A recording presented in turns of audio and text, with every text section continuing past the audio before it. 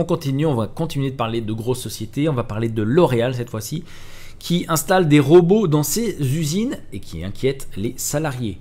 Chez L'Oréal, depuis près d'un an, un nouvel employé, appliqué et jamais fatigué, assiste Malika Mizan au contrôle de pesée des flacons après remplissage. Un robot collaboratif ou cobot, sous la forme d'un bras articulé en métal au geste millimétré. Avant, la pesée ça prenait du temps, c'était lourd. Maintenant, je peux m'occuper d'autre chose. Voilà ce que dit cette salariée Malika Mizan. Elle se félicite d'ailleurs d'avoir une aide de robot. Je continue de citer. La cobotique est vraiment en train de se déployer chez nous et pas seulement en Europe. Voilà ce que déclare Frédéric Henrich, directeur des opérations de L'Oréal. Sur d'autres lignes de conditionnement de l'usine, s'activent docilement des chariots élévateurs autonomes ou des véhicules à guidage automatique, s'orientant par triangulation et convoyant des palettes selon un algorithme prédéfini sous l'œil de quelques pilotes de flux humains.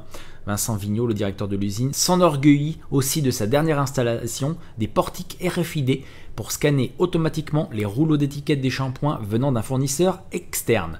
Cependant, que deviennent les salariés que les nouvelles technologies remplacent peu à peu ? L'industrie, je cite, l'industrie 4.0 est un vecteur de productivité et ça crée beaucoup d'emplois parce que les nouvelles technologies demandent de nouvelles compétences, voilà ce qu'a affirmé M. Henrich. L'usine de Rambouillet comptait 500 salariés en 1972, elle en compte 2 fois moins aujourd'hui, dont 35 à 40 sont des intérimaires.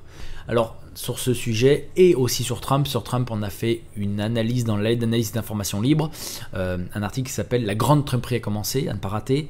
Et sur ce sujet de la robotique, on a fait également un gros dossier de plus de 10 pages qui s'appelle Le merveilleux monde de demain.